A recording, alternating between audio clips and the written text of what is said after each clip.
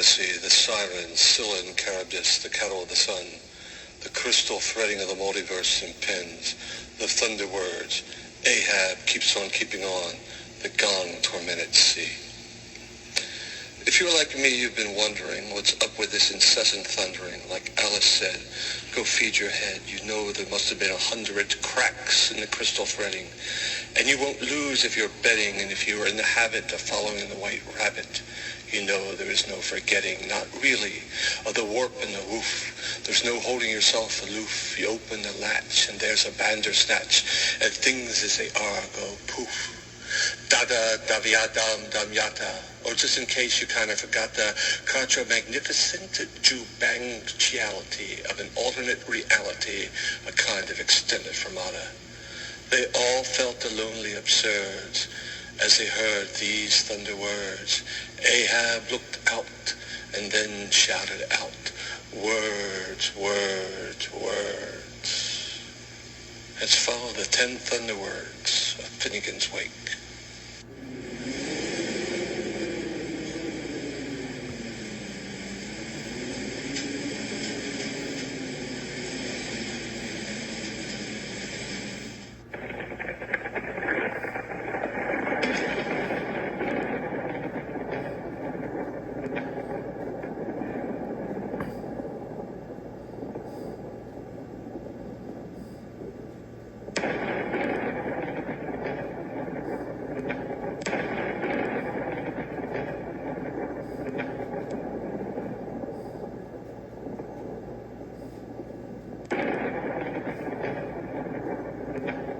And I thought I saw Leopold Bloom there in an upper room of the Spouter Inn with Finnegan, but how can I presume? And Ahab leads each mano to Rick's Cafe Americano, always seafaring, the awful daring, and besides, he really likes Sam. Oh, Ahab said, okay, play it again. Odysseus said, I remember when I was in a poem and couldn't get home. We sailed back to Circe, and then she gave us some sort of advice. Don't look back, don't think twice. And remember what Byron said about the sirens. Nothing else will ever suffice but to put wax in your sailor's ears. As near the sirens they steer, but you want to hear them as you draw near them. Take all that nautical gear, the ropes and the chains and the padlocks, and fasten them to the oarlocks, and before the mast make yourself fast. You got all that, Sherlock? And then perhaps you can listen as they sing of that one and this one, in immortal love sent from above, and how their dear bones glisten. In a cave beneath the sea, they are calling to thee, and your sweet wife is drowned, and all round the strange beauty of the highest degree. It will be the deep blue goodbye, and you want to live there, and so you'll die. Any pleasure you took, the long lavender look, she looked sweetly at me, did sigh. So, ho, for the empty copper sea, my stout crewman and me, attend in sandy silence for that ideals without violence, and oh, the difference to me. We sailed through the lonely silver rain, then sun again, one fearful yellow eye in the dreadful lemon sky, then again the lonely silver rain. The wind was a turquoise lament, darker than amber, the evenings that sent the meteors free-fallen crimson, in the inexpressible Frisian of leaning against the mast and smoking a Kent. We sailed into the horse latitudes, as I strove to correct her attitudes, and knowing ennui is just a thing for the sea, and a knowledge of the sailor's beatitudes. But my men lacked the bel esprit, for which I had the master's degree. They brought out the rope, but I had little hope. I do not think they will sing to me, but they sang to me like no other. And they sang to me of my dear brother, Travis McGee on the wine dark sea. But I'm Odysseus, so why did they bother? Come, they sang, it's not far to slip F-18 at Bahia del Mar, and that's not all. Chucky McCall waits for thee at the Building Bar. And Mars on the John Maynard cane, see how sweetly he leans with that lovely children, and Puss Gillian, nobody knows what it means. Hear the sea sounds, the rush of the waters past the busted flush, in time and in space, a new and wonderful case, in the melancholy expected hush of all beauty when you then arise. What strange stars and strange skies, as the plot begins with Boodle's gin and a solo by Sonny Rollins dies. I cried out, but I was ignored. They had wax in their ears heretofore. I wanted to be Travis McGee, an Odyssey here, no more, no more. But we rode past all the lovely songs as the siren shimmied in sexy sarongs. I was released. Then it was on to the beast. The sea was tormented by gongs. Oh, the gong tormented CO. Dolphin torn like it's supposed to be, oh, whatever that means. It made for a wonderful scene and damn fine poetry. I'd forgotten to tell my men that it looked like 6 of them were going to be dead. That's what Circe said. But I was only looking out for them. For Charybdis, it seemed quite certain, would mean for all of us curtains. If we chose Scylla, that beastly Godzilla, only 6 would be hurting. She had 6 hungry heads, oh, and never took her meds, oh, and 18 sets of teeth and breath that did seethe with the mangled corpses of the dead, oh. So we went, and we rode on past her. Boys, I said, you better row faster. But it was no use. She sang and sank each ugly tooth into the hides of the 6 poor sad bastards. When she took them, they cried out to me, ah, but that's death on the dark copper sea. And we wept, drank, and then slept, and came to Thrinacia by 3. Of course, Odysseus continued his story.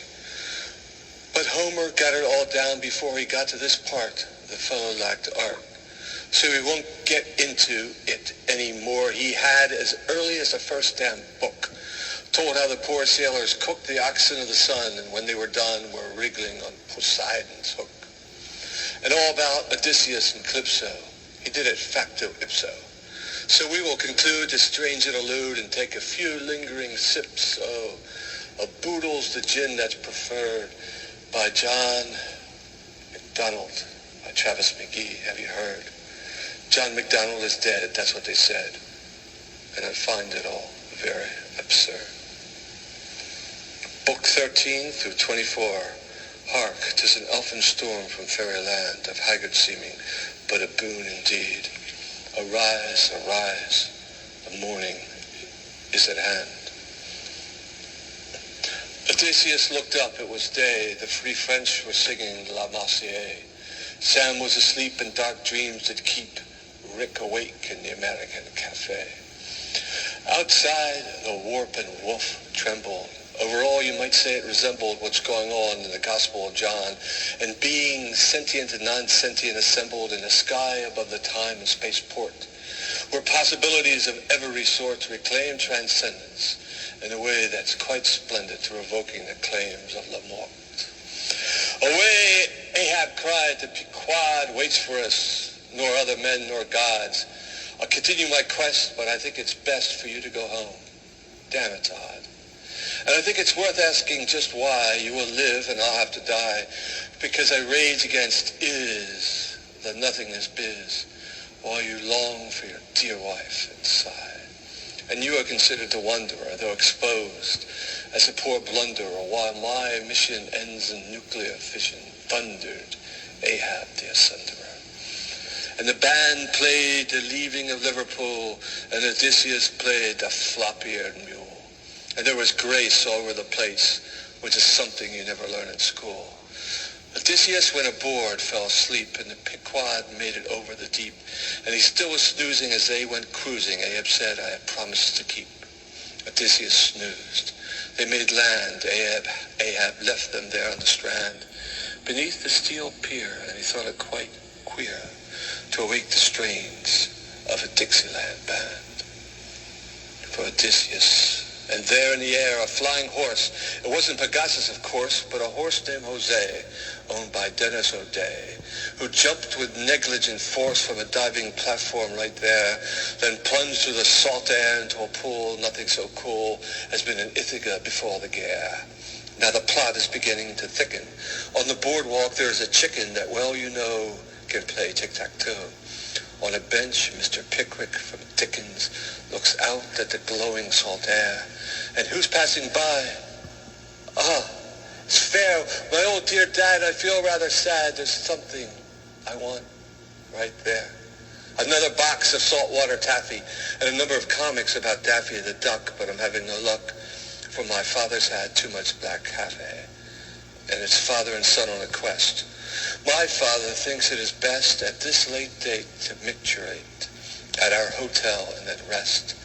In our rooms on Baltic Avenue, yes, right there. What can you do? If you're the son of a gun who's had too much cafe, you're through. But you saw the old diving horse, and the monster of the sea, of course, will be on display for just one more day, and your dad, with irresistible force, is dragging you through 1958. And seeing that now, I say, wait, all that is gone, keeps going on. The white rabbit tells you, you're late, you still don't get the idea? Well, Odysseus now begins his career, but vaudeville is dead, so George Burns said. We better get out of here. And Odysseus says, where's my son? And Telemachus came on the run. And then who did they see but Penelope singing, Ain't We Got Fun? They glide like ghosts, past all readers with their broken remotes. Yes, they fled away just on that day. They're gone. Didn't leave any notes.